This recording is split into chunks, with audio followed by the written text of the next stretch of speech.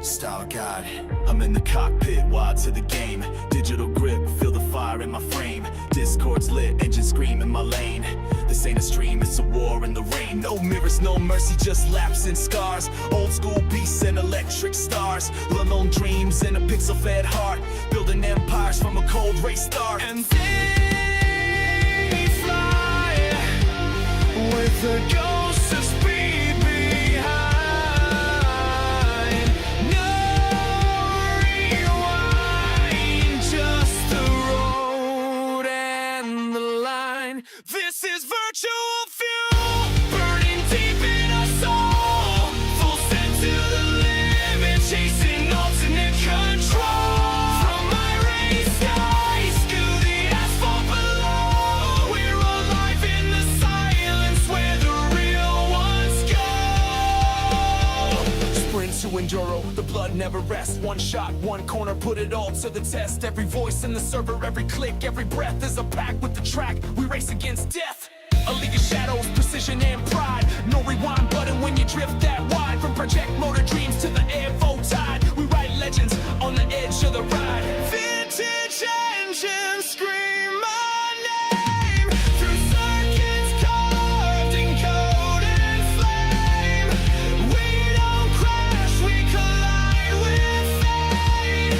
Still and will no escape. This is virtual fuel, burning deep in our soul. Full send to the limit, chasing ultimate control. From limit lines to the irising glow, we define what it means to never let go.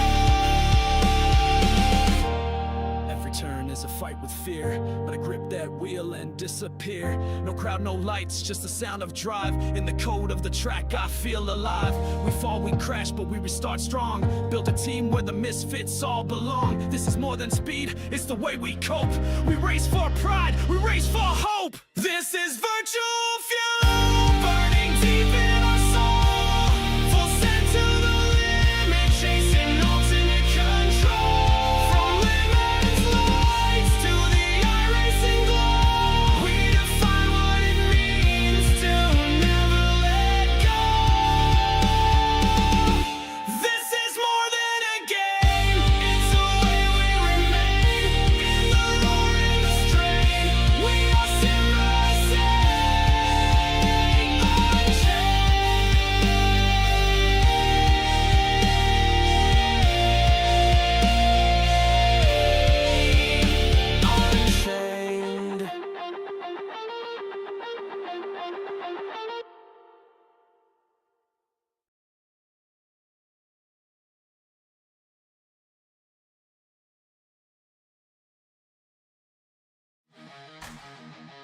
Radio check. Spotter, radio check.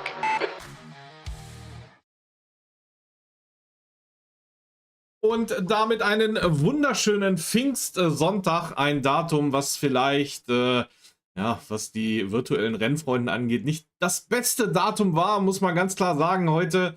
Ich sag mal, ein gut besuchtes Feld, aber das kennen wir natürlich besser. Und ihr seht es von oben, es geht an die Nordseeküste, es geht in die Niederlande, es geht nach Zandvoort, in die Dünen gebaut, wunderschönes Areal im Naturschutzgebiet. Wann darf denn Motorsport mal im Naturschutzgebiet stattfinden?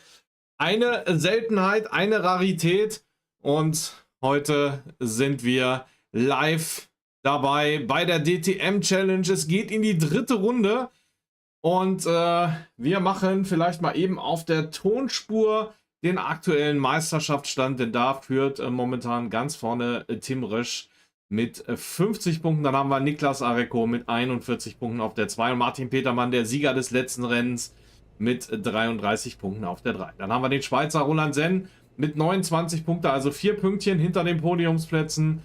Auf der 4, auf der 5 David Kulas, der Pole, momentan 22 Punkte auf dem Konto. Zweimal P5 hat er bisher erreichen können. Dann haben wir den Dänen, den Landsmann von Niklas Areco, nämlich Nilas Slovik mit 19 Punkten, ebenfalls 3 Punkte dahinter dann Dave Ziska, der Tscheche. Ihr merkt schon, es ist ein ein sehr Multikulti-Feld. Freut mich. 14 Punkte auf seinem Konto. Ein Pünktchen dahinter auf der 8. Benjamin Schwärzer mit 13 Punkten. Dann haben wir Marco Hoffmann auf der 9. Ebenfalls 13 Punkten. Also punktgleich mit Benjamin Schwärzer. Dann haben wir Frank van Roon, der heute einen Heim-Grand Prix haben wird. Der Niederländer momentan mit 11 Punkten auf seinem Konto. Dank des P5s aus dem letzten Rennen.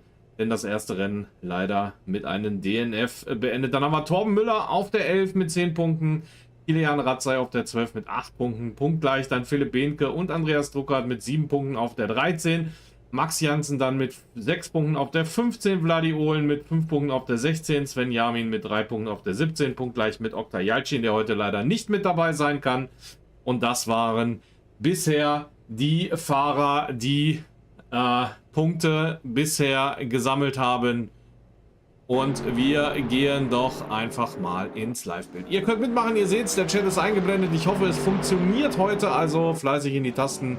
Wir rocken das Ding heute gemeinsam und Qualifying angefangen. Wir sehen ein gewohntes Bild, nämlich Niklas Arecko mit P1 momentan im Qualifying die provisorische Pole und das ist in den letzten Rennen eigentlich die Regel, dass er da vorne wegfährt. Allerdings konnte das bisher noch nicht nach Hause fahren, muss man auch ganz klar sagen. Er hat natürlich noch ein paar Rennen Zeit, da vorne ganz vorne mitzumischen. Momentan, glaube ich, Zweitplatzierter in der Gesamtmeisterschaft, wenn ich es mir jetzt noch behalten konnte, aber das können wir mal hier reinkommen. Genau, Zweiter, aber es hätte natürlich noch wesentlich weiter nach vorne gehen können, wenn er denn sein Qualifying-Ergebnis auch über die Ziellinie gebracht hat. Da hat zumindest mal einer was daneben, den momentan Zweitplatzierten ebenfalls im Porsche unterwegs, nämlich Martin Petermann, der Sieger des letzten Rennens. Und momentan eine halbe Sekunde. Schauen wir mal, wo es jetzt hingeht, denn ich denke, die Rundenzeiten werden dann auch langsam schneller werden hier in der Tarzanbocht. Sehen wir es, er ist gerade losgefahren, deswegen komm, setzen wir uns mal ins Cockpit und schauen uns das Ganze mal an. Fährt jetzt auf die Gerlach-Bocht bzw. Hugenholz-Bocht hier in der Hugenholz-Bocht. Schönes Banking ist hier schon. Oh, ist das tatsächlich schon die neue Variante? Tatsache ist die neue Variante. Haben sie es dann doch endlich mal rausgebracht? Also da habe ich mit Simracing angefangen, da hieß es schon, wir bringen das F1-Update in Sanford. Dann geht es hier in die Cheflack. Schwierige Kurve, dann hier kurz anbremsen in der Marlboro-Bocht, Turn 7. Curb-In mitnehmen, nicht zu sehr, hebelt Fahrzeug immer ein bisschen aus und dann hier in die Renoir-Bocht rein. Eine richtig fiese Kurve, die so ein leichtes negatives Banking hat. Das heißt, das Fahrzeug fängt da ganz gerne mal an zu rutschen. Dann geht es hier in die Vodafone-Bocht und dann haben wir die Zwischengrade, wo es zumindest mal mit den alten Class 1 Fahrzeugen mit Push-to-Pass und mit DRS tatsächlich auch mal Überholmanöver geben konnte. In die Audi S-Bocht und raus aus der Hunserud Richtung Humo-Bocht. Und hier gilt es, möglichst früh aufs Gas und dann Vollgas durchziehen. Aber ihr seht es, das Banking, was da mittlerweile durch die Formel 1 Fahrzeuge natürlich, musste man die Kurven hier etwas schneller machen. Und für ihn geht es in die Boxengasse mit, ja, letzte Rille hätte ich jetzt gesagt. Da hat schon mal jemand die Boxeneinfahrt probiert. Allerdings heißt das auch, er hat abgebrochen, gibt momentan keine Verbesserung für Martin Petermann, beziehungsweise war wahrscheinlich gerade auf dem Weg in die Box von seiner ersten schnellen Runde. David Kulas und ja, da sieht man schon, dass die Meisterschaft jetzt auch kein, oder der Meisterschaftsstand jetzt auch kein Zufall ist, denn David Kulas momentan auf der 3 in der zweiten Startreihe und ganz vorne dann haben wir Vincent Wittmers, den Teamkollegen von Martin Petermann, momentan in der zweiten Startreihe auf der 4. Dann haben wir Nila Slowik, den Landsmann von Niklas Arecko, der momentan das Qualifying anführt, auf Position Nummer 5. Und wenn ich das jetzt richtig gesehen habe, haben wir ein McLaren haben wir dazwischen, sonst nur Porsche in den Top 5, also 4 Porsche aus 5 Fahrzeugen. Dann haben wir Marcel Bohn, auch ein Name, den ich jetzt zumindest mal nicht in Erinnerung habe. Momentan auf der 6. Position in der 3. Startreihe. Dann haben wir momentan, muss man ganz klar sagen, nur, und das muss ich mir da tatsächlich mal die Augen reiben. Momentan nur der 7. Platz für Roland Senn. Gut 7,5 Zehntel zurück hinter der Zeit von Niklas Arecko. Dann haben wir Benjamin Schwärzler momentan in der Box auf der 8, Stefan Fricks auf der 9 und dann Philipp Behnke.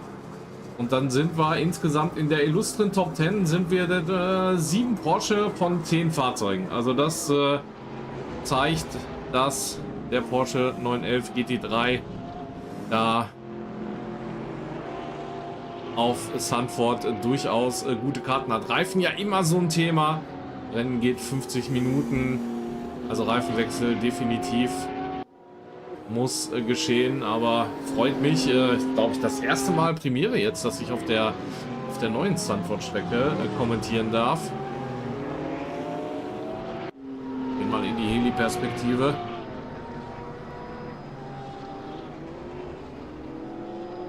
Und Martin Petermann wieder rausgefahren.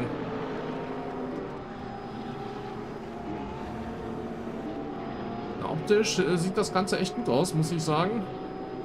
Also für Racing-Verhältnisse muss man dann vielleicht noch als kleines Add-on dahinterher hängen. Man sieht doch schön die neuen Curbs, die hier und da installiert wurden. Scheinen recht fiese Curbs zu sein. Man sieht sie hier mit einem relativ hohen Buckelanteil mittig.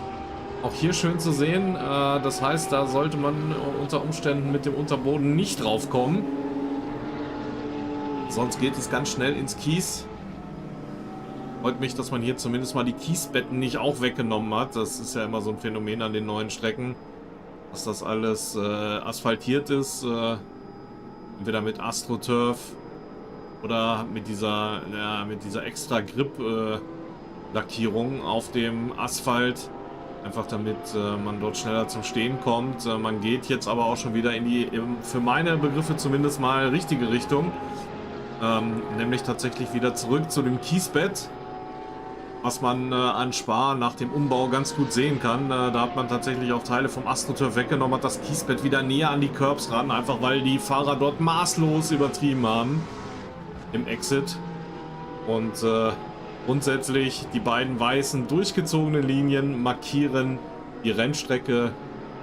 Curbs nur so ein Überbleibsel, sage ich mal, aus der alten Rennfahrerzeit, wo man die Bordsteine tatsächlich mit abgedeckt hat, dass man dort nicht hart gegen die Bordsteine schlägt, aber eigentlich im Sinne des Motorsports eigentlich die beiden weiß durchgezogenen Linien begrenzen die Rennstrecke. Und hier sehen wir schon, dass an der einen oder anderen Stelle gecuttet wird und gecuttet werden muss, wenn man denn tatsächlich schnell sein will. Aber man sieht auch ganz deutlich, dass Martin Petermann hier die großen Curbs meidet, einfach aus Angst, dass das Fahrzeug da ausgehebelt wird oder die Traktion auf der Hinterachse verliert, dadurch, dass er mit dem Unterboden aufsetzt und was natürlich dann auch immer mit Zeitverlust in Verbindung steht. Martin Petermann hat seine Zeit verbessert, aber jetzt nicht so, dass er vorne Niklas Arecko gefährlich werden könnte. 4 Zehntel sind es aktuell noch. Nilas Slovik momentan mit einer Schnapszahl dahinter, nämlich dreimal die 5, also 5,5 Zehntel hinter seinem Landsmann zurück. Hat sich aber auf die 3. Position geschoben und David Kulas auf die 4. verwiesen, während das Qualifying so langsam, aber sicher zu Ende geht. Noch gut 3 Minuten auf der Qualifying-Uhr und ich traue mich ja gar nicht zu fragen, aber ist überhaupt irgendwer da? Seid ihr alle da? Und jetzt bitte im Chor ja. Ja, heute wieder im Multistream, deswegen gab es am Anfang ein paar Probleme. Irgendwie hat er mein Plugin, mein OBS-Plugin nicht geladen und ich musste da mehrmals neu starten. Aber wir sind ja rechtzeitig auf den Server gekommen, von daher alles gut.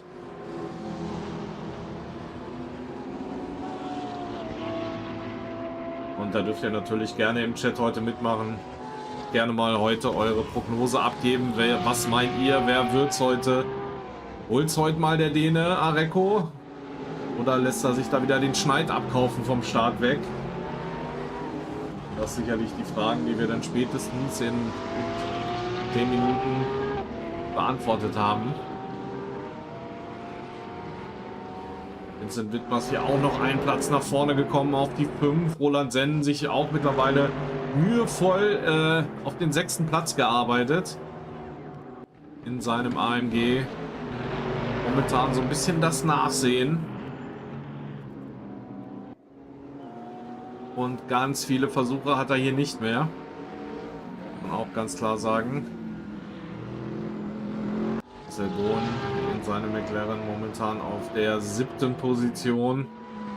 Dann haben wir Benjamin Schwärzler in seinem Porsche auf der 8. Position. Hat also wieder auf den Porsche gewechselt, nachdem er ein kurzes Gastspiel auch im Audi hatte. Im ersten Rennen meine ich. Da war es im zweiten Rennen. Jedenfalls jetzt wieder im Porsche. Hab nach dem Rennen noch ein bisschen privat mit ihm geschrieben und ich habe ihm gesagt, du im Audi sieht einfach falsch aus. Hat er eingesehen und jetzt ist er wieder mit dem Porsche unterwegs. Dann haben wir auf der 12. Position momentan Max Jansen im Ferrari. Sonst meine ich auch immer im BMW M4 unterwegs gewesen. Tom Müller auf der 13 in seinem Porsche, Jens Tappert. Da haben wir den nächsten AMG-Piloten. Auf der 14. Position, dann haben wir Vladi Ohlen momentan in der Box im BMW M4, Patrick Schürch, Landsmann von Roland Senn momentan auf der 16. Position und auch ebenfalls im AMG unterwegs. Dann haben wir Thomas Roche auf der 17. Position, Tommy Kirschner im BMW M4, heute meine als Gaststarter unterwegs, wenn ich das richtig gesehen habe. Auf der 18. Position, dann haben wir Knechti Hennig ebenfalls im BMW M4 unterwegs auf der 19. Dann haben wir Rolf Fenn in der Box stehen, Jens Meyer. Und da haben wir das Ergebnis, das vorläufige Ergebnis muss man sagen, denn es kann immer noch was passieren. Wir gehen aber davon aus, dass das jetzt passt und wir gratulieren Niklas Areco, ja, und das ist keine Seltenheit, zum Gewinn des Qualifyings. Neben ihm wird starten Martin Petermann auf der 2. Dann haben wir die zweite Startreihe, David Kulas, Nila Slowik, dann Startreihe 3, Wittmers und Senn. In Startreihe 4 Bohn Schwärzler, Startreihe 5 Behnke Frings, Startreihe 6 Druckert Jansen, Startreihe 7 Müller Tappert, Startreihe 8 Ohlen Schürch, Startreihe 9 Roche Kirschner, dann Startreihe 10 Hennig und Fenn und Startreihe 11 Jens Meyer. Wir gehen ganz kurz in das Warm-up. Warte noch, bis die Session umspringt. Jetzt ist es soweit. Und ich lasse euch kurz mit den Bildern alleine. Und wir hören uns dann gleich wieder zum Start. Bis gleich.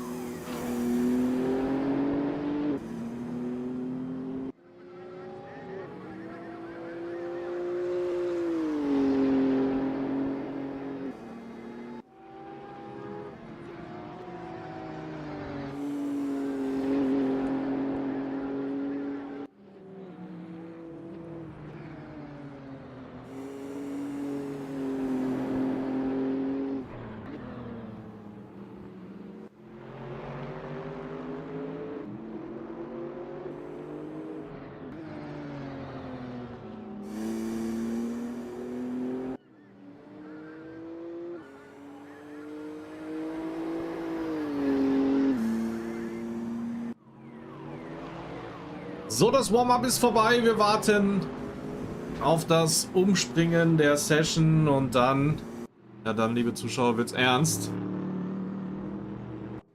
Und Gruß natürlich geht raus an Martin Petermann, Thomas Markowski und Roadhouse Racing. Schönen Urlaub. Falscher Zeitpunkt, hätte ich was gesagt. Aber ja, ich sag's halt, Pfingstenrennen ist immer schwierig, aber die Termine sind durch die DTM vorgegeben und insofern bleibt dann auch nichts anderes.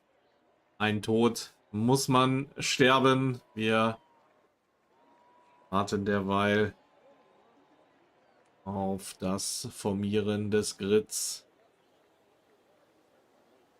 Areco von ganz vorne. Dann Petermann auf der 2. Guten Abend bei Fakes. Sei gegrüßt.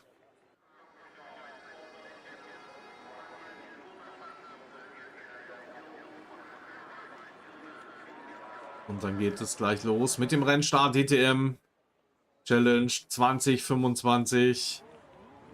Rennen 3, Zandvoort, Ampeln jeden Moment aus. Und wir warten auf Green. Und da haben wir es.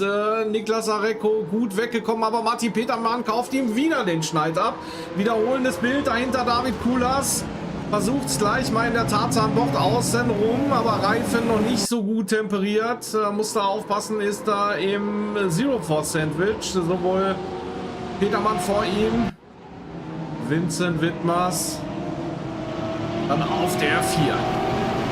Also es hat sich alles sortiert, auch hier hinten.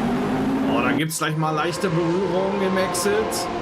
Schon wieder, da kuscheln die beiden. Max, ja, nee, nicht Max Jansen, das ist Jens Tappert mit Torben Müller. Da geht schon mal ordentlich zur Sache. Auch Benjamin Schwärzer, der sich da gleich einen Platz geholt hat gegen Marcel Bohn, so wie es aussieht. Und Nila Slowik versucht sich hier durchs Feld zu kämpfen, ist an Vincent Wittmers dran. Hatte aber gleichzeitig auch Roland Senn hier im Heck. Und dahinter schon Benjamin Schwärzler. Und genau da gehen wir ins Cockpit. Der hat sie vor sich aufgereicht. Oh, Sender versucht innen reinzutauchen. Aber Schwärzler, der hier gleich sich schon mal im Außenspiegel zeigt. Jetzt aufgrund von Dirty Air da so ein bisschen den Anschluss verloren hat.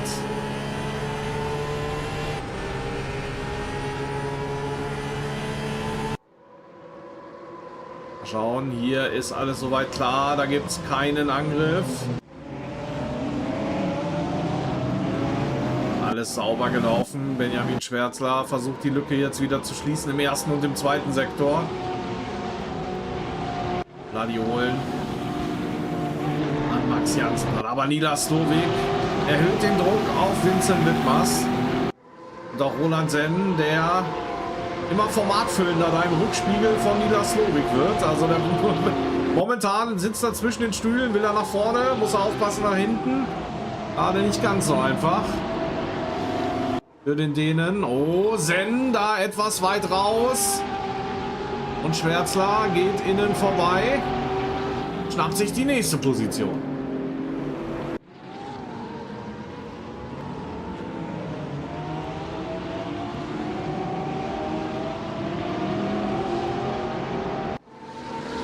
Aber Nilas auf Vladi Ohlen jetzt ganz nah dran an Marcel Tümmler.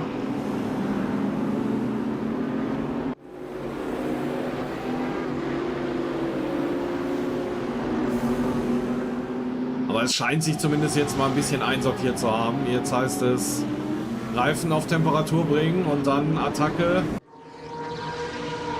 Niklas Areco, der möchte natürlich mal den Sieg holen. Hat sich jetzt schon wieder den Schneid abkaufen lassen vom Start weg. Zweite Rennrunde ist absolviert. Petermann macht die Innenseite zu. Aber durch das Banking geht es auch außen rum. So allerdings nicht. Petermann bleibt vorne und Kulas bleibt dran. Aber die drei auf dem provisorischen Podium konnten sich hier schon mal ein bisschen absetzen. Da sieht man auch schön die unterschiedlichen Linien, die gefahren werden.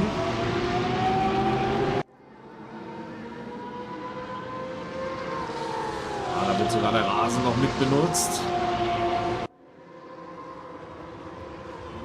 Petermann muss da die Verteidigungslinie fahren. Die beiden konnten sich jetzt aber ein bisschen von Kulas absetzen. Der kann momentan ganz entspannt seine Runden drehen.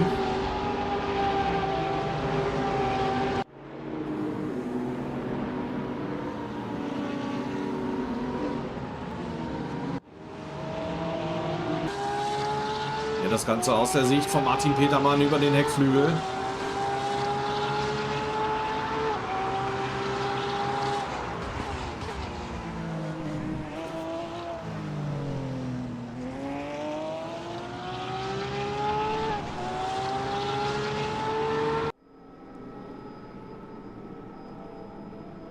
Aktuell hat sich's gut eingependelt. Petermann kann den Abstand von 3-4 Wagenlängen erstmal halten. Nina Slowik kommt nicht vorbei an Vincent Wittmers. Vielleicht jetzt mal, aber auch da nur die Außenseite angeboten. Jetzt muss er versuchen, da irgendwie innen reinzukommen. Versucht da, aber verliert da die Traktion auf dem elendig breiten Curb. Jetzt vielleicht mal die Möglichkeit. Aber nein, Wittmers kann sich da aktuell noch halten. Wolkenfreier Himmel hier heute. Ich hab's gesagt, Naturschutzgebiet. Und dann wird's ein paar Mal im Jahr richtig laut.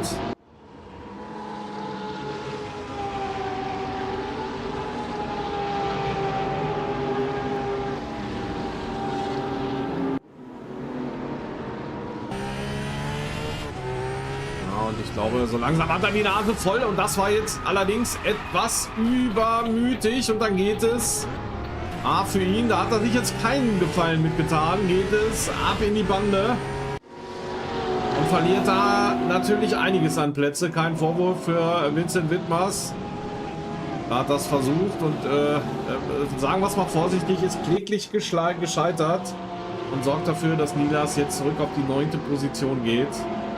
Wir schauen derweil mal auf den Kampf um P17. Marcel Tümmler, Jens Meyer.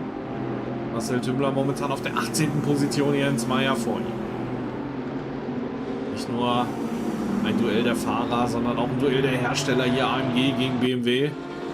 Das seit ewig währende Konkurrenzteam, Konkurrenzhersteller. Davor sehen wir den dritten im Bunde, nämlich Audi, auch wenn wir die leider nicht mehr lange sehen. Wir gehen aber nach vorne, denn Niklas Areco ist wieder an Petermann dran.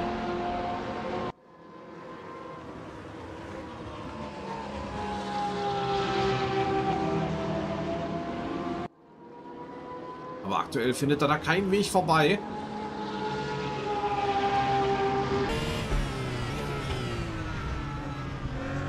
Oh, da auch mal kurz das Herz stehen geblieben.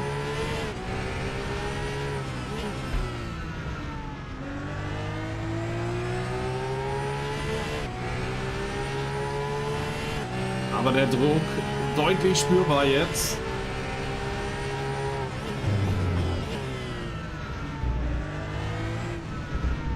Und ein Pflichtboxenstopp wird es geben.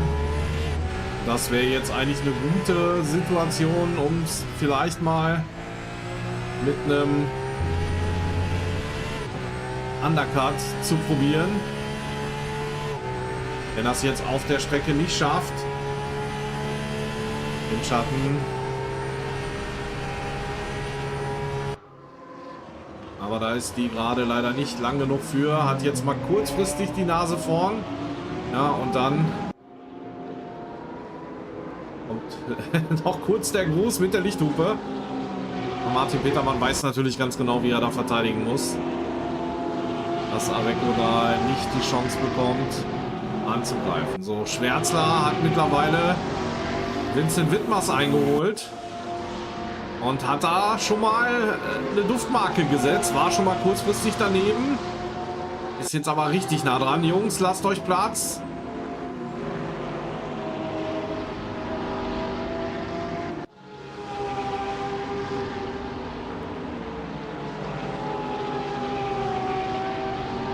Also Schwärzer hier ganz klar auf einer Mission.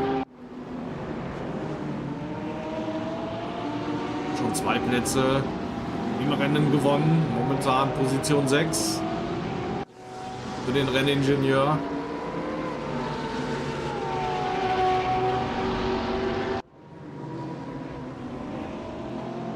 Gönnt sich hier aber erstmal wieder eine kurze Verschnaufspause. Ganz anders. Max Jansen, Jens Meyer. Max Jansen da an Jens Meyer vorbei und da könnte sogar Philipp Behnke noch ein Wörtchen mitreden. Aber den kriegt er verteidigt, dann aber der Fehler auf der Bremse und Behnke und Müller gehen vorbei. Mila Slowik jetzt zumindest mal wieder am Drucker dran und ist relativ früh daneben. Das heißt, wird sich den Platz da sicherlich überholen können. Aber der BMW scheint da auch gut vorwärts gehen zu können. Ja, unbedachte Aktion wirft ihn 5 Plätze zurück. Und so muss er sich jetzt mit Andreas Druckert auf Position 8 rumschlagen. Jetzt hat er es aber, zieht da innen vorbei und holt sich die 8. Position. Areco weiterhin am Verzweifeln.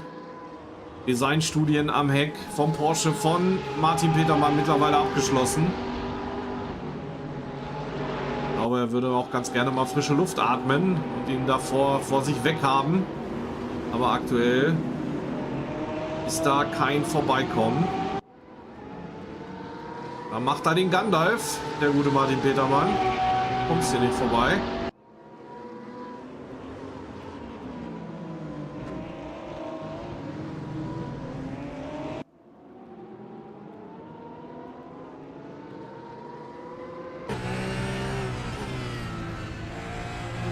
Und dahinter lauert David Kulas, der natürlich abstaubt. Da sollte man sich da mal irgendwie ins Gehege fahren.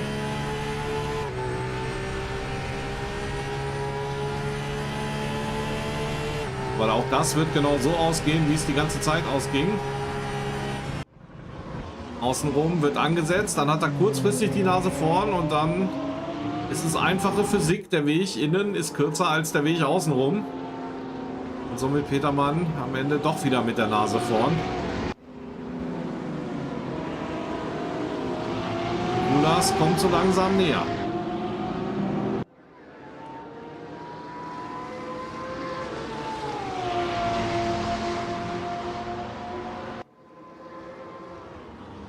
In Richtung Schewlag.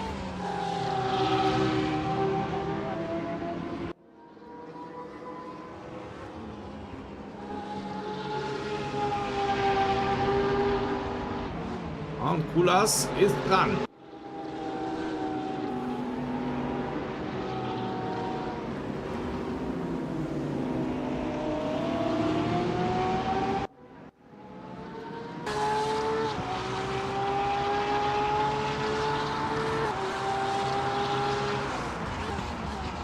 Boah, jetzt versucht das mal mit der Brechstange in der Audi-Bocht. Und dann machen sie ein 3 Wide auf. Nein, Petermann kann die Nase aber vorne behalten. Ja, da hat er sich die etwas größere Taucherbrille aufgesetzt. Sicherlich nicht sein bestes Manöver. Das ist ja immer das große Thema im Simracing. Wenn man dann mal so 6, 7, 8 oder 10 Runden hinter einem hergefahren ist und man weiß, man könnte eigentlich vielleicht minimal schneller, es reicht aber nicht vorbeizukommen, ist es nicht ganz so einfach da die Kontenance und die Kontrolle zu behalten. Und nichts Wildes zu probieren, sondern einfach abzuwarten. Ich hätte gesagt, warte mal ab. Es ist ja auch noch ein Boxenstopp, der absolviert werden muss. Dann muss man vielleicht da mit der Strategie mal ein bisschen anpassen. Und ihr seht, Kulas ist eigentlich fast schon in Angriffsposition. Beiden können jetzt vielleicht mal wieder ein bisschen wegfahren, aber sobald es dann wieder in den engeren Zweikampf geht, kommt Kulas sukzessive näher.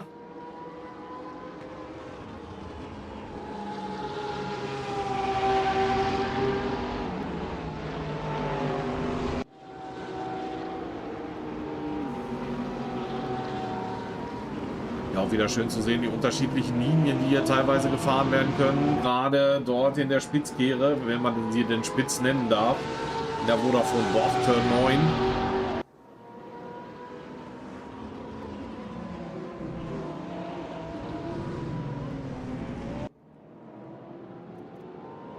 nicht, dass da irgendwas gut gefahren wurde bei der Aktion.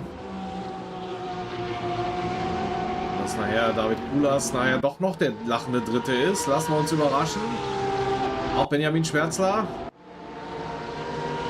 ärgert hier Petermanns Teamkollegen. Und jetzt ist er mal relativ gut rausgekommen.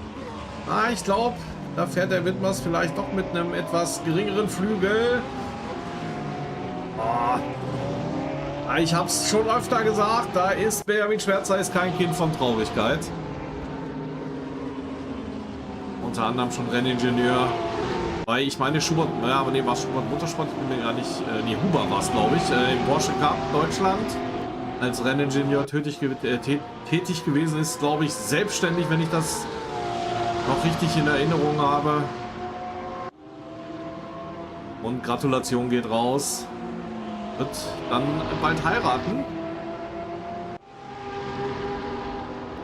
Und Thomas Roche jetzt hier im Geschlänge. Husero, Krops, Lorte, Markerbucht. Richtung Schewlack. Geht da an Knechti Hennig vorbei. Knechti momentan auf der 14. Position hat sich da auch gut nach vorne gearbeitet.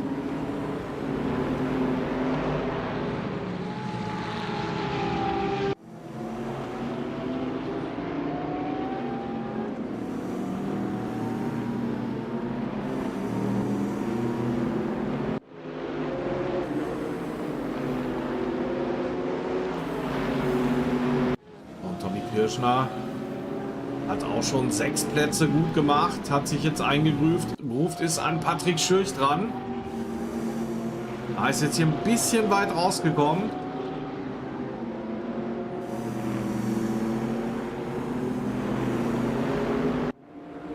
Der Bollata, der V8 vom AMG und dahinter der BMW M4. Da geht's in die Box. Also relativ früher Boxenstopp, wie gesagt. Zandvoort. Ich weiß nicht, ob es immer noch so ist, aber früher sind die Reifen dort etwas schneller wegradiert worden. Und so sehen wir einen relativ frühen Boxenstopp. Und ich habe es gesagt, Niklas Areco versucht es mit einem Undercut.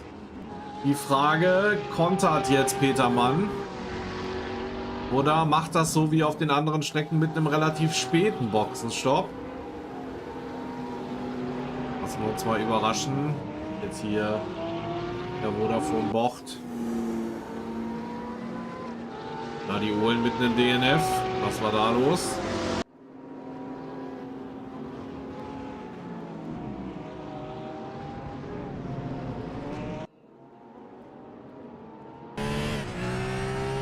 So, wir werden natürlich beobachten, ob er hier jetzt den Blinker rechts setzt und in die Box fährt. Und Kulas da vielleicht zwischenzeitlich die Führung übernimmt.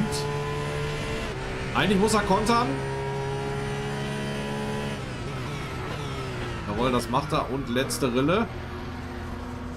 So wie sich das gehört. Wir gehen auf Areco. Wo ist der? Der ist mittlerweile in der Vodafone-Bocht. Dann ist die Frage, wer hat hier den besseren Boxenstopp absolviert? Martin Petermann, ja, ein Race Room Urgestein, muss man dazu sagen. Er kennt halt alle Tricks und Kniffe und weiß ganz genau, wie er da, und ihr habt es ja gerade in der Boxeneinfahrt gesehen, da sehr, sehr lange auf dem Gas stehen geblieben. Jetzt schauen wir mal, wer die Nase vorne haben wird. Petermann jetzt wieder rausgefahren oder fährt jetzt gerade wieder los. Aber das sieht gut aus für Areco. Wo ist Petermann? Da ist er. Es reicht. Aber Areco jetzt mit einer Runde frischeren Reifen. Also wenn, muss er jetzt angreifen, wo die sicherlich vorgewärmten Reifen, aber die sind noch nicht so hundertprozentig auf Temperatur.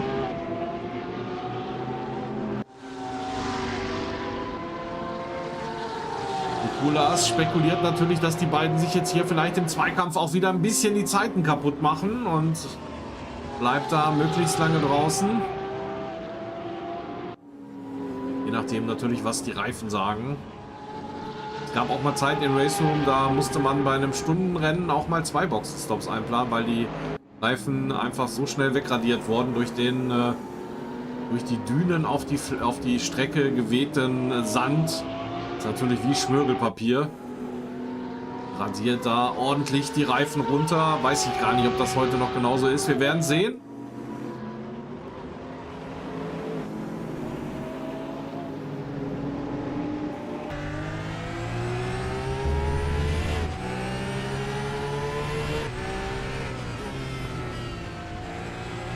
So, jetzt sollten beim Petermann die Reifen auch gut durchtemperiert sein. Das heißt, der Vorteil ist jetzt schon mal weg und wird nach und nach zum Nachteil, denn seine Reifen natürlich dann auch eine Runde älter jetzt als die von Martin Petermann.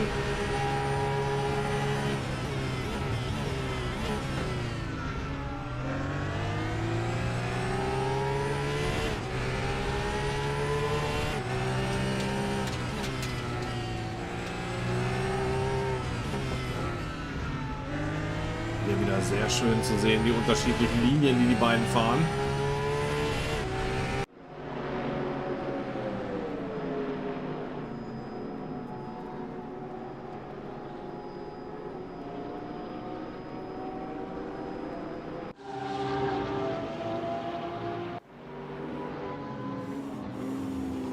Und ist jetzt wieder dran.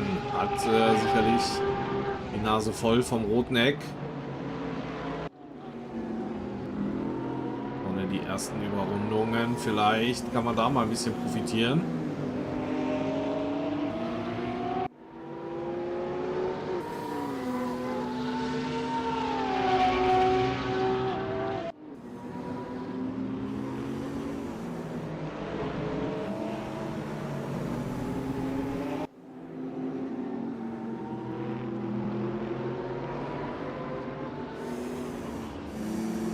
Hier keinen Weg vorbei. Dittmars und Frings jetzt in der Box.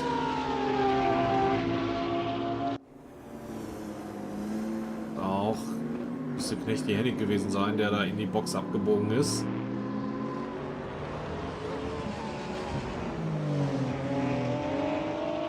Jetzt außenrum. Wenn er das jetzt gestanden kriegt, hat er gute Karten, jawohl. So, jetzt muss er daneben bleiben und dann dreht es beide weg. Dann dreht es beide weg. Und Niklas Arecko kriegt den Wagen zuerst gerade gesetzt. Jetzt das Beschleunigungsduell. Roland Senn wäre schon mal vorbei und der wäre eigentlich hinter den beiden. Hat seinen Boxenstopp ebenfalls absolviert und jetzt wird spannend. Und da ist Arecko zumindest jetzt mal vorbei. Also ich hätte jetzt gesagt, Rennunfall. Also beide nebeneinander her, dann durch die Gerlach-Bocht Richtung Hugenholz-Bocht. Und da wurde es dann halt irgendwann ein bisschen eng mit der Strecke. Trotzdem hätte ich gesagt, ja, was heißt, ich muss es ja zum Glück nicht entscheiden. Das entscheiden andere und werden die dann sicherlich auch im Nachgang noch diskutieren. Jetzt bin ich mal gespannt, ob Arecko da auch wegfahren kann von Petermann. Und wie gesagt, Roland Senn momentan bereinigt auf der 1. Und wir dürfen David Kulas nicht vergessen, der dann wahrscheinlich die Führung behalten wird nach seinem Boxenstopp. Er wird das natürlich in irgendeinem Live-Timing auf irgendeinem Bildschirm in seinem Rig gesehen haben, dass die beiden da einen kleinen Ausflug gemacht haben, eine kleine Tanzeinlage in der Gerlach-Bocht.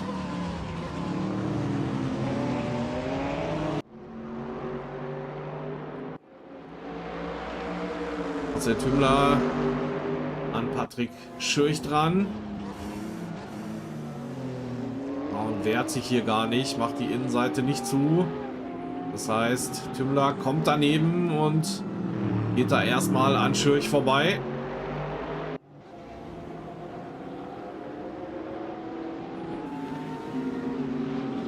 Eine halbe Stunde noch im Rennen.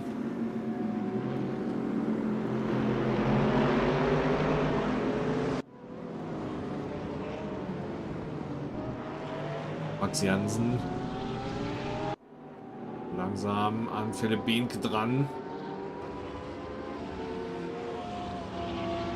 vorderen 9 jetzt noch nicht in der Box gewesen.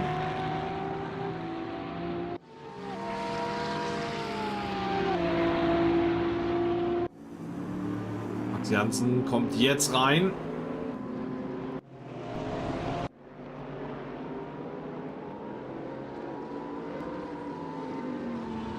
Benjamin Schmerzler mit Vincent Wittmers im Gepäck. Versucht da die Lücke Richtung Petermann zu schließen.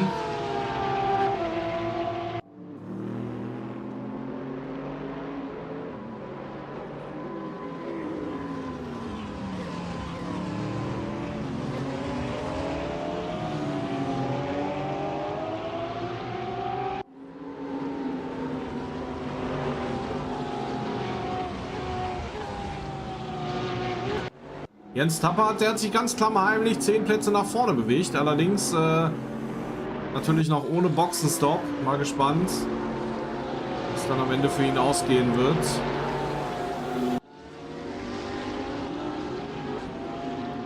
Niklas Areco kann so langsam, aber sicher von Martin Petermann sich absetzen. Im letzten Umlauf 4 Zehntel schneller gewesen. Natürlich immer einen leichten Fragezeichen, denn wir wissen nicht, ob da nicht irgendwo bei Petermann was krumm gefahren ist. Denn die beiden haben sich ja nur mindestens zweimal berührt. Einmal ist es mehr oder weniger gut gegangen, beim zweiten Mal sich beide weggedreht. Ist da ineinander verkeilt und dann synchron drehen. Dabei Areco dann an Petermann vorbei. So vorne Kulas jetzt in der Box. Tappert in der Box, Slowik in der Box. Marcel Bohn ebenfalls in der Box. Also da ist die Geschichte recht einfach. Das sieht mir nach einem einfachen Boxenstopp aus. Und hier bei den Kollegen Areco, Petermann mache ich mal ein kleines Fragezeichen dahinter. Wie gesagt, seht es mir nach. Ich bin so lange kein Racing gefahren. Ich weiß einfach nicht mehr, ob Zandvoort jetzt noch so die große Reifenproblematik hat. Wie gesagt, damals durchaus mal möglich gewesen, gerade mit den DTM 16 oder mit den DTM 20 durchaus mal vorgekommen. Oder eigentlich die Regel, dass man mit einer 2-Stop fährt, über 60 Minuten. Wir fahren hier 50. Ich gehe mal davon aus, dass die Reifen, also dass man mit einem Stint, also mit 2 Reifensätzen über die Renndistanz kommt.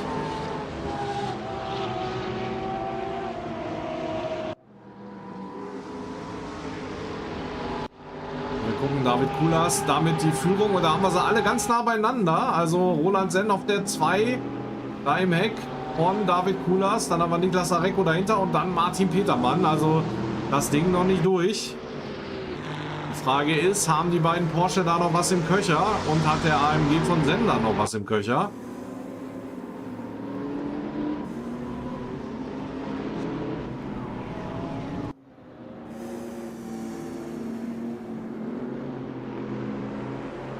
Aktuell aber die Abstände so groß, dass man da jetzt nicht unbedingt davon ausgehen kann, dass jetzt hier in der nächsten Runde ein Angriff passiert.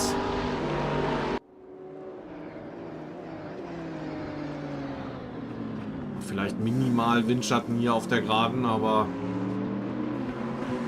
dafür ist man eigentlich noch zu weit auseinander.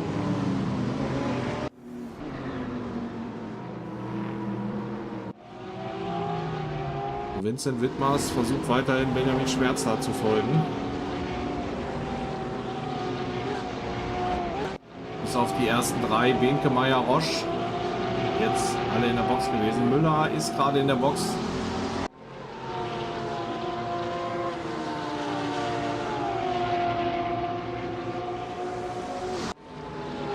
Haben gleich Rennhalbzeit. In 20 Minuten dann vorbei.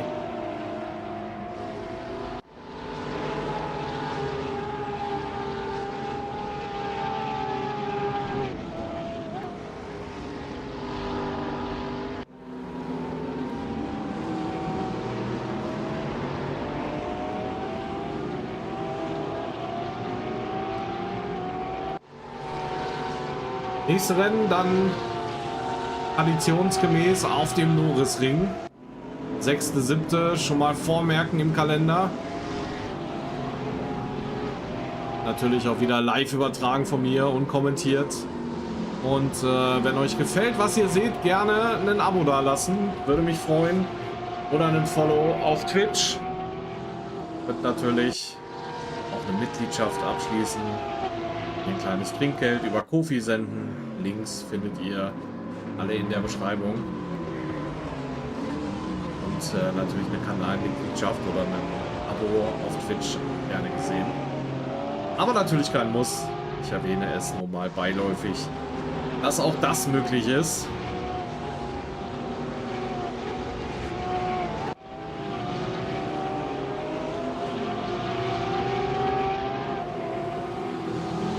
Wie gesagt, der Stream bleibt natürlich dann kostenlos für euch.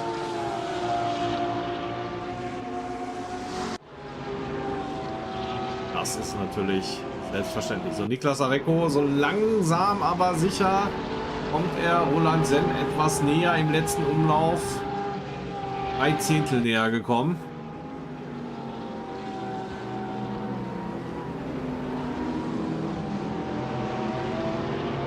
Und wird da sicherlich ungeduldig werden. Petermann ist jetzt noch 1,3 Sekunden weg, aber wenn er da jetzt natürlich Zeit im Zweikampf verliert, so wie es gegen Martin Petermann am Anfang des Rennens war, dann haben wir gleich einen Dreikampf. Denn Petermann wird dann definitiv die Lücke zufahren.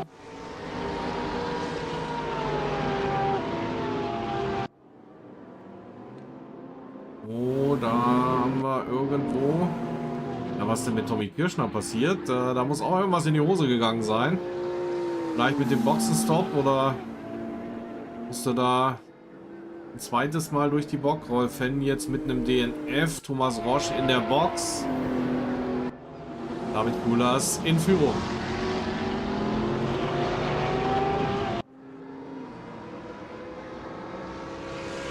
Und Roland Senn, der kann zumindest mal die Pace von David Kulas nicht mitgehen. Und wird da jetzt noch weniger können, denn Areco ist da formatfüllend im Heck. Der wird so gerne mal den zweiten Platz mitnehmen. Aber das sind jetzt noch lange 23 Minuten, die er sich da den Porsche vom Hals halten muss. Und wie gesagt, die Reifen auf Zandvoort.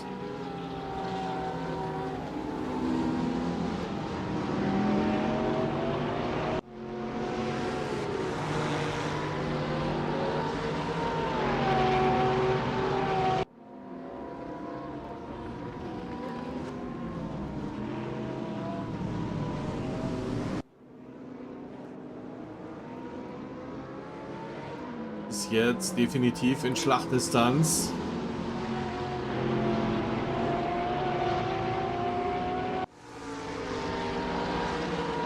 Aber die Lücke Richtung Petermann wird schon geringer. Wenn auch minimal, aber sie wird geringer. Und das will er natürlich vermeiden, dass er da jetzt wieder in den Zweikampf kommt.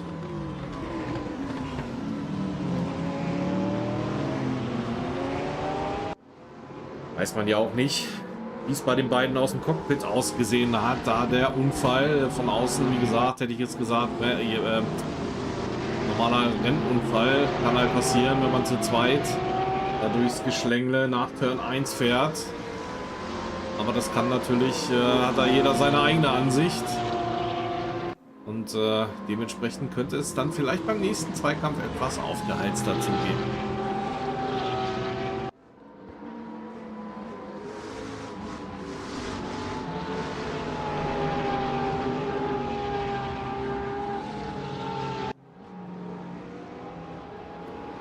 Manchmal täuscht hier die Perspektive so ein bisschen.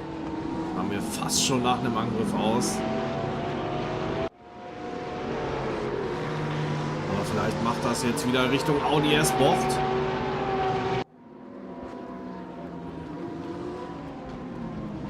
Ist da nicht nah genug dran und Petermann jetzt bis auf 1 Sekunde ran. Also da machen wir gleich einen Dreikampf raus.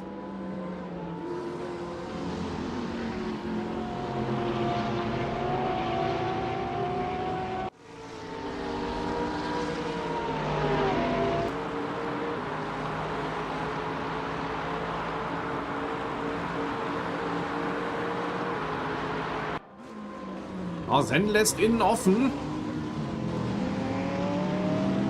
Also fährt er defensiv, lässt die Tür auf. Ah, das Dankeschön in Form von Lichthupe. Areco jetzt an Sen vorbei. Jetzt Petermann und Sen, die beiden kennen sich ja auch gut aus der... Ja, ich weiß gar nicht, wie sie heißt, die Serie. Die offizielle DTM-Serie von Race Room, der man sich dann separat qualifizieren muss pro Strecke. Und dort ist man sich auch schon des Öfteren auf der Strecke begegnet. Also die beiden kennen sich da auch. Und Areco kann sich hier auch gleich von Sen absetzen. Und der wird ein bisschen durchatmen, dass er da jetzt Sen noch als Puffer zwischen sich und Petermann hat.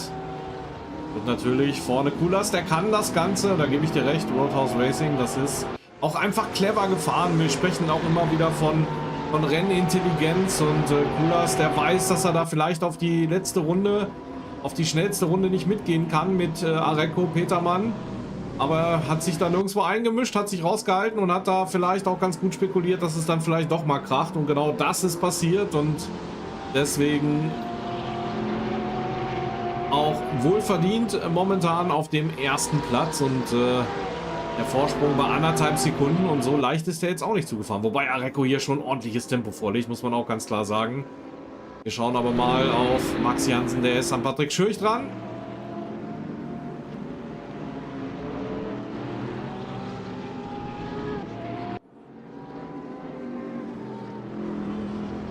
Bell hat er die Lücke noch nicht gefunden.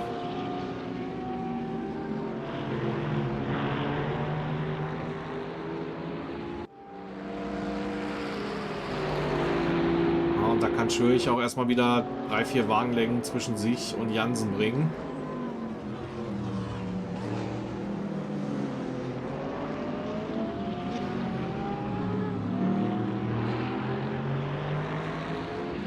So, das heißt, wir schauen auf Petermann und sehen Sen, wie er sich da wegdreht. Und das war, glaube ich, die Renault-Bocht.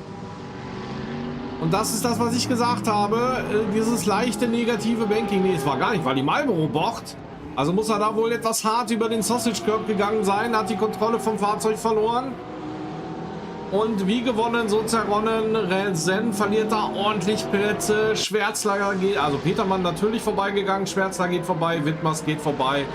Und auch Marcel Bohn an Schweizer, am AMG-Piloten Roland Sen vorbei. Und damit ist die Geschichte, was das Podium angeht, auch erstmal durch. Da glaube ich nicht, dass da noch was passiert. So, Jansen wieder dran an Schürch, der hier in der Vodafone-Bocht so ein bisschen Probleme zu haben scheint. Oder generell im ersten Sektor. Denn da Max Jansen sofort wieder dran. Scheint der Ferrari vielleicht etwas besser zu gehen als der AMG.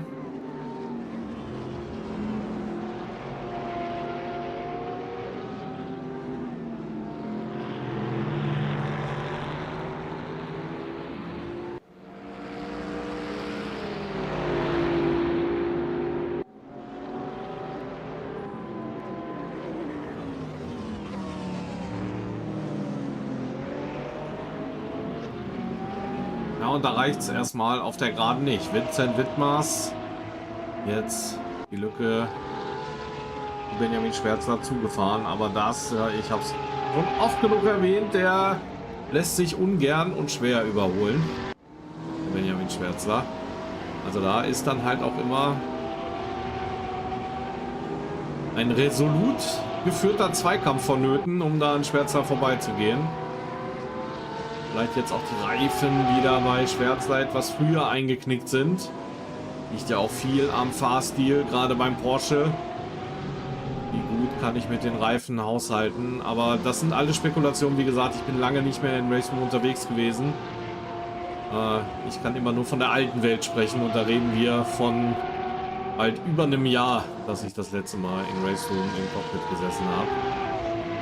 Max Jansen mit dem nächsten Versuch an Schürch vorbeizukommen.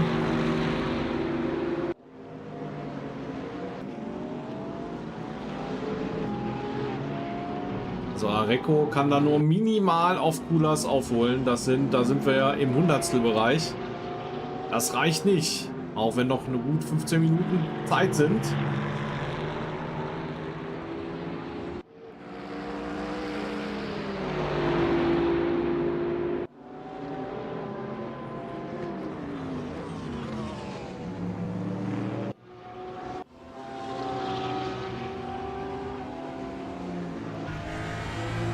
Wir setzen uns auf den Beifahrersitz von Vincent Wittmars.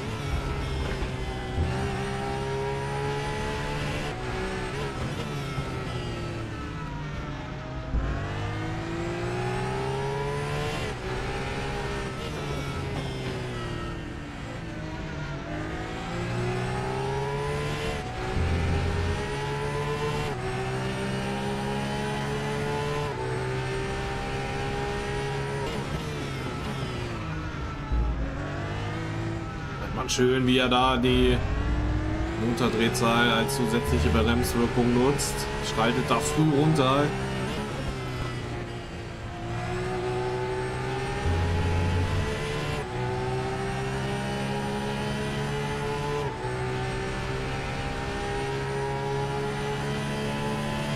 Aber reicht nicht für den Angriff. Ganz anders Max Jansen, aber der arbeitet sich nun auch schon eine ganze Zeit an Patrick Schürch ab. Jetzt mal der Switchback auf der Innenseite, da sieht man das nervöse Heck vom Ferrari. Jetzt auch mal die Lichthupe. Ich denke, das ist eine Anerkennungslichthupe. Klasse verteidigt. Wie gesagt, Schürch lässt hier nichts zu. So, jetzt aber Wittmars dran an Schwärzler.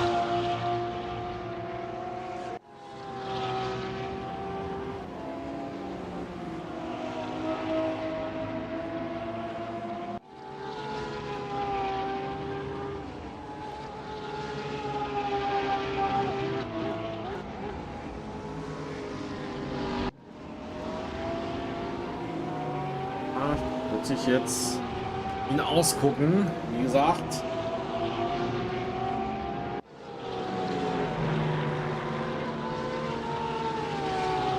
Nicht ganz so einfach, das Überholen hier auf Zandvoort.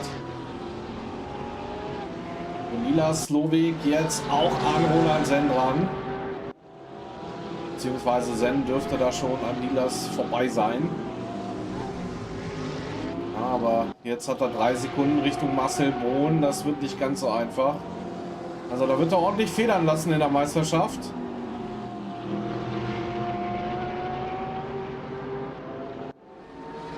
Das, was er jetzt noch rausfahren kann, sicherlich nur noch Ergebniskosmetik. Und Milas versucht es jetzt auf der Außenbahn. Senn kann sich da noch vorbeidrücken und kann da erstmal die Nase vorn behalten.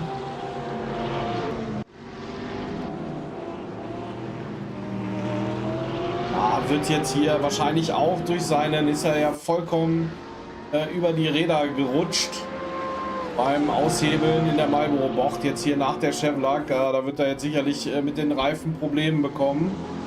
In den letzten 12 Minuten hat er sicherlich mit der einen Aktion ordentlich Temperatur und vielleicht auch einen Flatspot sich in die Reifen geholt.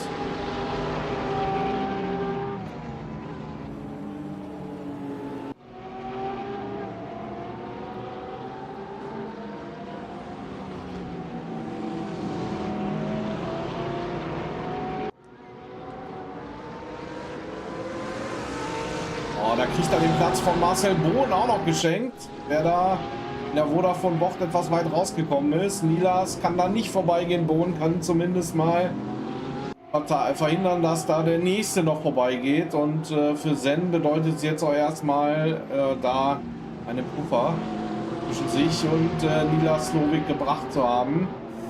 Mal gespannt, wie schnell Slowik da an Bohn vorbeikommt.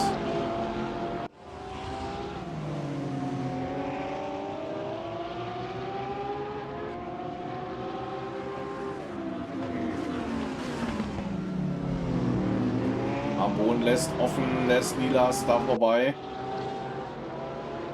Ja, somit aber die Lücke Richtung Senn ein bisschen größer geworden. Wir schauen wieder auf Wittmars und Schwärzler.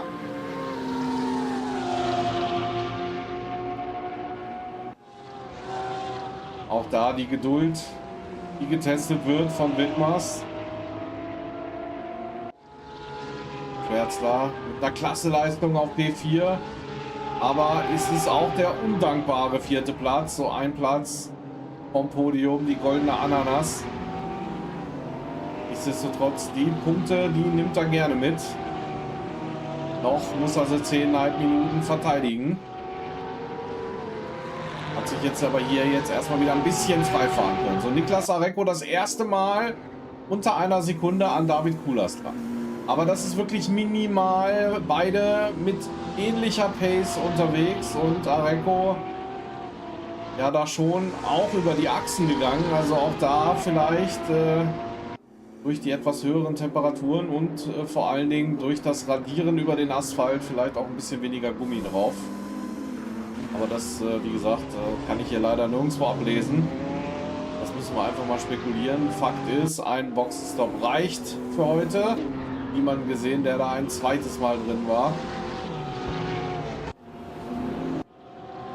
So, Slowik mit dem nächsten Versuch an Zen. Diesmal auf der Außenbahn. Und das sieht gut aus. Oh, Zen.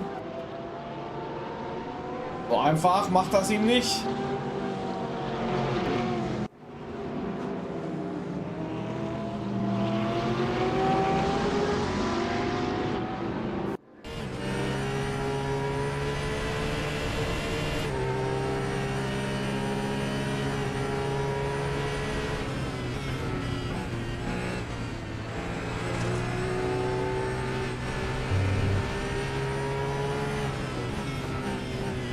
Hier wird sie ihn ausgehebelt haben.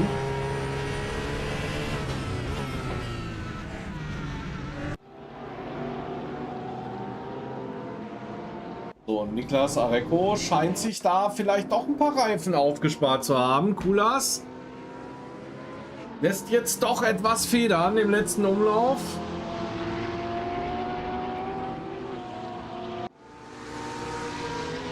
War es ein Zehntel, aber mühsam ernährt sich das Eichhörnchen.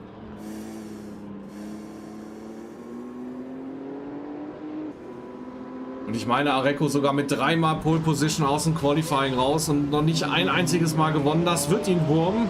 Und heute hat er wieder die Möglichkeit und Peter Mann einfach unglaublich gut gestartet. Und hat ihm da vom Start weg schon den Platz weggenommen. Dann kam es zu der Kollision zwischen Peter Mann und Arecko,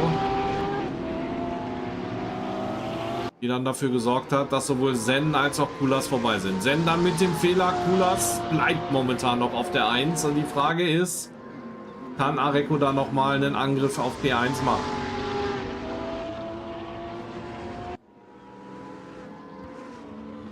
Oh, Widmers jetzt richtig nah dran an Schwärzler.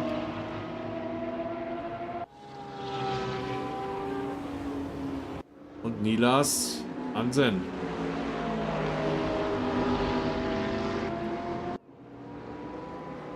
Aber und da gibt es wieder einen Euro in das Phrasenschwein. Angefahren ist nicht vorbeigefahren.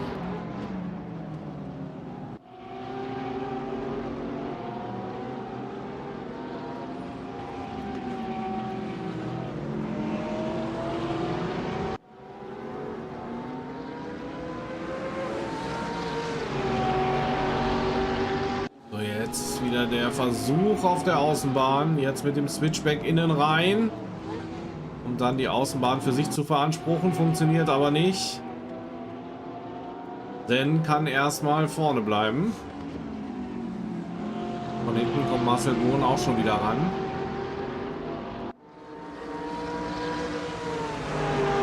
Schauen aber erstmal auf einen möglichen Versuch von Widmers gegen Schwärzler. Da war er nicht nah genug dran, aber Slowik jetzt wieder gegen Zen. Ja, dem werden da paar km auf der Geraden fehlen im AMG. Jetzt Switchback auf die Innenseite. Das war wie aus dem Lehrbuch. Die hat es vorhin geknallt. Und hier geht's ohne Knall. Zen mit der inneren Bahn. Aber der Porsche außenrum dann mit mehr Traktion und geht vorbei. Klasse Manöver von Slowik.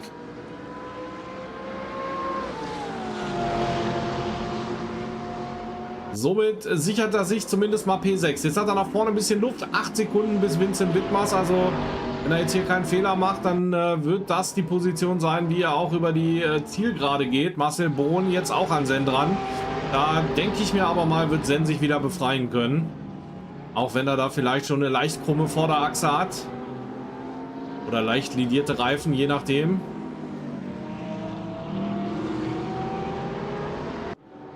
Vielen Dank, Roadhouse Racing. Das Kompliment nehme ich gerne entgegen. Und der nächste Zweikampf. Also heute wird es wieder nicht langweilig. Torben Müller dran an Patrick Schürch.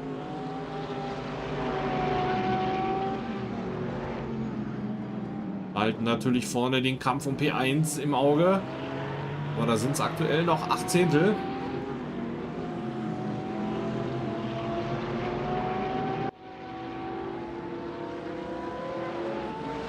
Und Vincent Wittmers, der verzweifelt an Benjamin Schwärzler.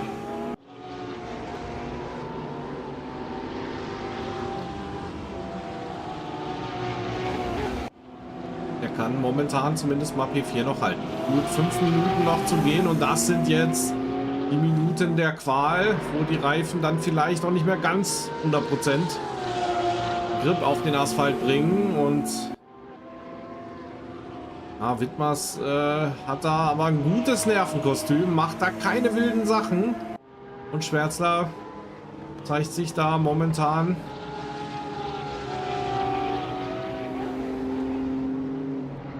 auch mit einer guten Verteidigung hier. Also da bietet er ihm nichts an.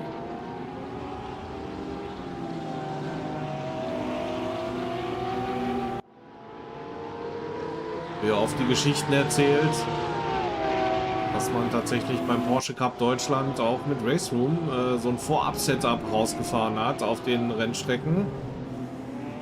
Also vom Sim to Real als bestes Beispiel.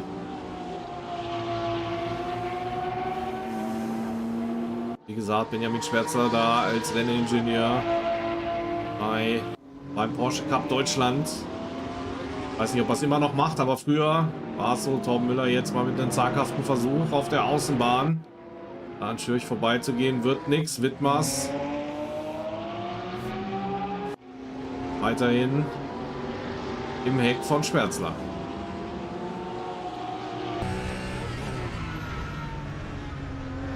Ja, er hofft da immer, dass er irgendwie mal Schwärzler dazu zwingen kann, die Innenbahn aufzulassen. Aber da sage ich euch, wie es ist. Der riskiert eher die Berührung, als dass er da innen offen lässt. Und dann muss Wittmers den Fehler oder beziehungsweise die Attacke so setzen.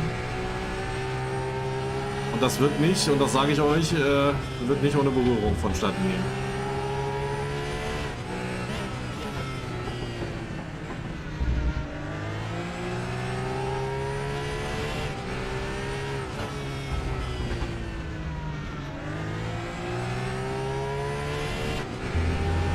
Jetzt nimmt er erneut Anlauf, lässt immer zwischenzeitlich so ein bisschen Abstand. Das ist nicht nur mental anstrengend, da so dicht hintereinander herzufahren, sondern auch die Dirty Air, die da an der einen oder anderen Stelle durchaus wehtun kann.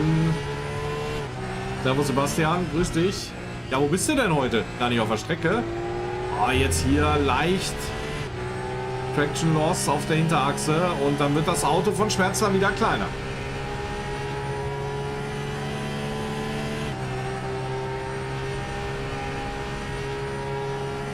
Ja, Sebastian, ab einem gewissen Alter muss man sich einen Kalender einrichten und führen. Und zur Not kannst du auch bei uns auf dem Discord, ich habe da eigentlich einen sehr gut gepflegten Kalender. Einfach, weil ich es nämlich sonst auch vergesse.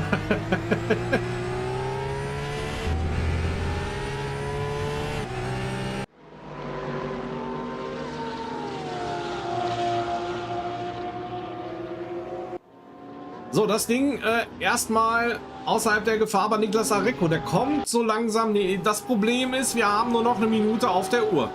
Also eine weitere Runde werden wir noch sehen und dann ist aber Feierabend. Und das heißt, Arecco, der wieder die Pole hat und wieder das Rennen voraussichtlich nicht gewinnen wird, es sei denn, er zaubert da jetzt nochmal einen aus dem Hut in der letzten Runde.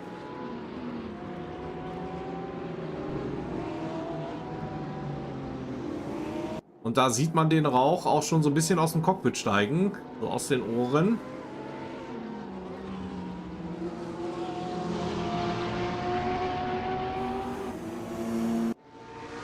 Ja, genau, morgen Feiertag. Hat mich aber auch so ein bisschen überrascht, muss ich tatsächlich sagen. Den hatte ich auch nicht mehr auf dem Schirm.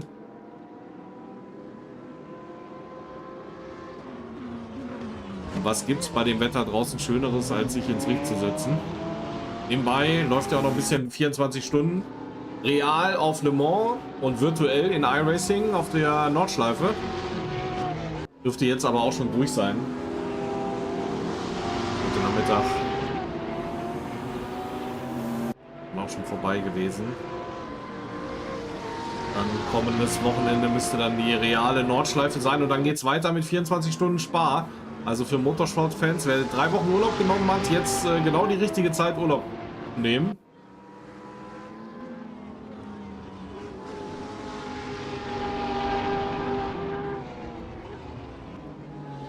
Und gibt es da noch den Angriff? Die Zeit ist abgelaufen. Wir haben noch jede Menge Zweikämpfe auf der Strecke. Aber ich glaube nicht, dass Kulas sich das hier noch nehmen lassen wird.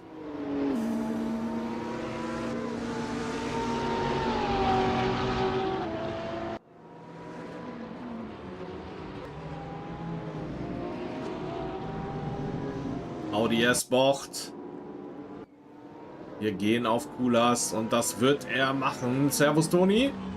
Kommst ein bisschen spät, denn das Rennen geht jetzt in circa 10 Sekunden vorbei. Und wir gratulieren dem Polen David Kulas zum Gewinn. Ein bisschen glücklich, aber abgestaubt und alles richtig gemacht. Rennintelligenz 1 mit Sternchen, hätte ich gesagt. Niklas Areco wird Zweiter. Ja, das ist vielleicht versöhnend, nennen wir es mal so. Martin Petermann wird Dritter, nachdem er da mit Areco in Berührung gekommen ist. Benjamin Schwärzler mit einem klasse 4. Platz. Vincent Wittmers wird 5. Nila Slowik am Ende auf dem 6. Platz. Roland Sender kann nicht zufrieden sein und das war sein eigener Fehler. Auf dem 7. Platz Marcel Bohn holt sich den 8. Platz. Stefan Frings holt sich den 9. Platz und die Top 10, die komplettiert BMW-Pilot Andreas Drucker. Dann auf dem 11. Platz Jens Tappert, Max Jansen, der in der letzten Kurve ist. Am Ende auf dem 12. Platz Philipp Behnke auf P13. Dann haben wir P14 Torben Müller im Porsche. Patrick Schürch am Ende auf dem 15. Platz. Marcel Tümmler wird 16. Thomas Roche wird 17. Ja, auch in der letzten Kurve unterwegs. Und Knechti Hennig wird 18. So, sehen wir noch ein paar Donuts irgendwo. Ah, hier sehen wir noch. Da gehen wir mal in die Heli-Perspektive, weil sonst sehen wir da nichts. Und dann sehen wir schon das offizielle Ergebnis. Ich habe es gerade schon durchgegeben. Ihr seht's. David Kulas gewinnt das Rennen und holt sich auch die schnellste Rennrunde. Also, nee, die schnellste Rennrunde holt sich Areco tatsächlich 1:33,766. Und damit verabschiede ich mich und wünsche euch eine schöne Restpfingsten. Gebt heute nochmal alles, morgen ist frei. Wie gesagt, macht's wie Sebastian, geht morgen nicht zur Arbeit. Ist, glaube ich, die sichere Variante. Und am 6.7. könnt ihr euch schon mal rot anstreichen, geht es dann weiter. Und zwar mit einem richtigen Klassiker, denn es geht nach Nürnberg. Und in diesem Sinne, euch einen schönen Abend. Bis bald.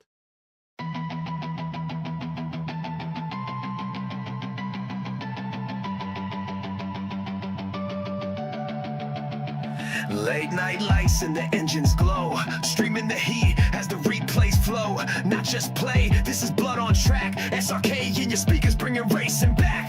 Voices sharp like a corner blind. Every apex read in a frame of time. From our racing lines to the ace to tide. We call the chaos, you feel the ride. It's not just code, it's connection and flame. Every stream, every lap, a piece of the name. This is Virtual Grid, where we rise as one. Fueling the fire in the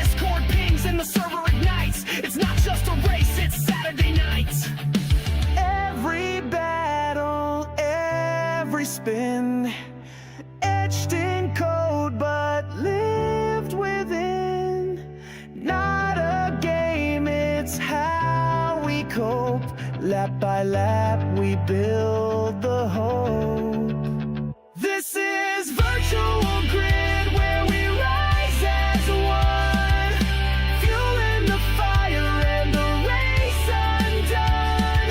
From zero to hero, from silence to sound, SRK, where the real ones are found.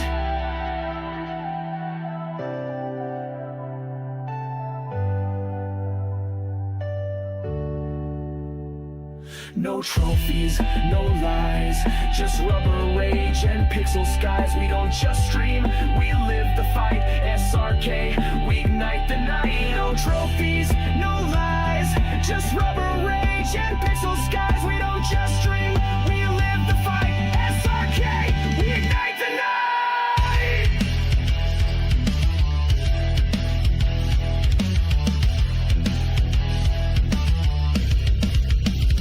Midweek grind, but the fire stays lit. From setup to checkered, we commit.